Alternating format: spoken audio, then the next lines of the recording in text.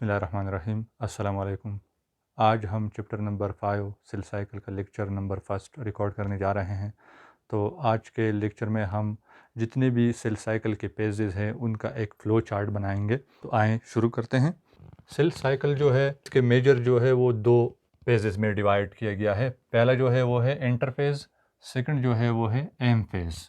पहले हम डिस्कस करेंगे इंटरफेज़ को। इंटरफेज़ जो है ये नॉन डिवाइडिंग पेज भी इसको कहा जाता है, नॉन डिवाइडिंग पेज। इंटरपेज को नॉन डिवाइडिंग पेज भी कहा जाता है क्योंकि इसमें सेल जो है वो डिवाइड नहीं करता। इसको रेस्टिंग फेज भी कहा जाता है। रेस्टिंग फेज का जो लफ्ज़ है या टर्म है ये मिस्टेकनली गलती से इसको यूज़ किया गया है, हालांकि ये बहुत ही ज़्यादा बायोकेमिकल एक्टिविटीज़ रेस्टिंग फेज के अंदर होती है। बिल्कुल रेस्ट में इस तरह रेस्ट में नहीं है कि बस ये बैठा हुआ है, कुछ काम नहीं करता सेल, ऐसा नहीं है। थर्ड जो है इसको प्रिपरेटरी फेज भी कहा जाता है। प्रिपरेटरी फेज क्यों कहा जाता है? क्योंकि इंटरफेज में सेल खुद को प्रिपेयर करता है डिवीज़न के लिए। इसमें क्या करता है? Cell prepare itself for division. Cell खुद को डिवीज़न के लिए तैयार करता है। अच्छा, इसके मज़ीद इंटरफेस के सब फेजेस है। पहला है G1 फेज़, सेकंड है S फेज़, थर्ड जो है वो है G2 फेज़, एक और भी है वो है G0 phase. G stand for gap, gap 1 phase या G1 phase, S phase, G2 phase और G0 फेज़। इसको हम डिटेल में डिस्कस करेंगे। पहले हम सिर्फ फ्लो चार्ट बनाएंगे पूरे सेल साइकिल का। अच्छा, अब आते हैं एम पेज की तरफ। एम पेज पर मज़ीद जो है डिवाइड किया गया है दो में, माइटोसिस और मियोसिस। एम पेज जो है ये क्या है? डिवाइडिंग पेज है। इसको डिवाइडिंग पेज कहा जाता है। क्यों? क्योंकि इसमें सेल जो है वो डिवाइड हो जाता है।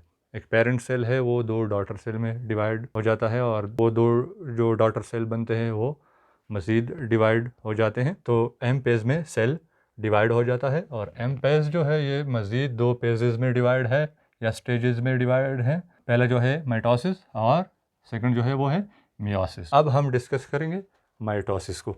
माइटोसिस एक प्रोसेस है, इसमें जो पेरेंट सेल है वो डिवाइड हो जाता है दो डॉटर सेल में और इक्वल डिस्ट्रीब्यूशन इसमें होती है क्रोमोसोम की।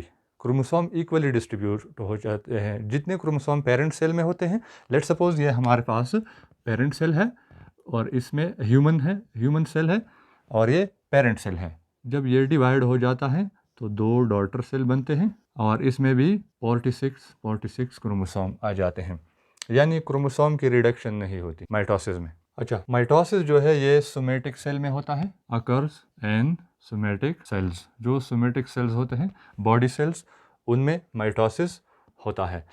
माइटोसिस को इक्वेशनल डिवीजन भी कहा जाता है, इक्वेशनल डिवीजन, क्योंकि क्रोमोसोम की इक्वल डिस्ट्रीब्यूशन होती है, क्रोमोसोम जो है उसकी रिडक्शन नहीं होती। जब भी पेरेंट सेल डिवाइड हो जाता है तो वो डॉटर सेल बना देते हैं। पेरेंट सेल में जितने भी क्रोमोसोम होते हैं उतने ही वो अपने डॉटर सेल को भी दे देते हैं, यानी क्रोमोसोम की रिडक्शन नहीं होती इसमें। और इसमें इसको होमोटाइपिक डिवीजन भी, सेल डिवीजन भी कहा जाता है। इसको क्यों इक्वेशनल या होमोटाइपिक डिवीजन क्यों कहा जाता है? क्योंकि इसमें क्रोमोसोम्स नंबर रिमेन अनचेंज या not reduce. Chromosome number reduce नहीं होते इसमें। माइटोसिस जो है ये मज़ीद दो पेजेस में डिवाइड किया गया है। एक है कैरियोकाइनेसिस, दूसरा है साइटोकाइनेसिस। कैरियोकाइनेसिस और साइटोकाइनेसिस। कैरियोन का मतलब है न्यूक्लियस और काइनेसिस का मतलब है मूवमेंट या डिवीजन। तो कैरियोकाइनेसिस का मतलब है division of nucleus is called karyokinesis. इसमें क्या होता है? डिवीजन ऑफ न्यूक्लियस के डिवीजन को कैरियोकाइनेसिस कहा जाता है। और साइटोकाइनेसिस क्या है? साइटो मतलब क्या है? साइटो का मतलब है साइटोप्लाज्म या होल सेल, साइटोप्लाज्म, और काइनेसिस का मतलब है मूवमेंट या डिवीजन। तो साइटोकाइनेसिस की क्या डिफिनीशन है? Division of cytoplasm is called cytokinesis. Division of cytoplasm is called cytokinesis.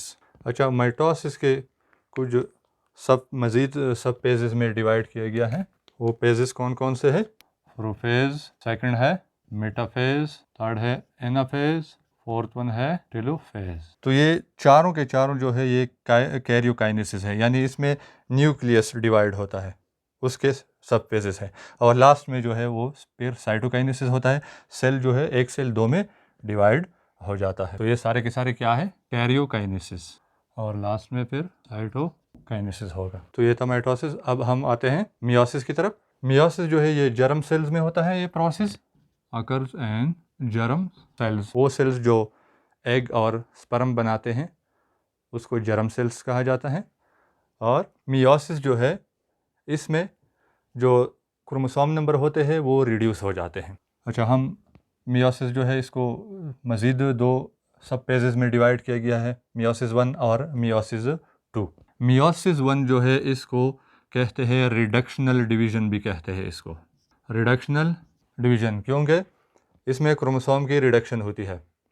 यानी जो पेरेंट सेल जब डिवाइड करता है और डॉटर सेल बना देता है, तो पेरेंट सेल के अंदर 46 क्रोमोसोम होते हैं, जब वो डिवाइड हो जाता है डॉटर सेल बना देता है तो डॉटर सेल में 23 क्रोमोसोम चले जाते हैं, तो क्रोमोसोम नंबर रिड्यूस हो जाता है मियोसिस में। इसी वजह से इसको हेट्रोटाइपिक डिवीज़न भी कहा जाता है, हेट्रो डिवीज़न भी कहा जाता है, क्योंकि इसमें क्रोमोसोम नंबर जो है या नंबर जो है वो रिड्यूस हो जाते हैं, क्रोमोसोम नंबर रिड्यूस। मियोसिस 1 की कुछ सब पेजेस है, मज़ीद इसको सब पेजेस में डिवाइड किया गया है, और वो कौन कौन से है, क्योंकि ये मियोसिस 1 है इसी वजह से इसका पहला पेज जो है वो है प्रोपेज 1, प्रोपेज 1, मेटाफेज 1 और एनाफेज 1। फोर्थ वन है फेज 1, ये कहलाता है कैरियोकाइनेसिस, कैरियो, और कैरियोकाइनेसिस के बाद फिर साइटोकाइनेसिस। साइटोकाइनेसिस में सेल जो है वो डिवाइड होगा, एक सेल दो में डिवाइड हो जाता है,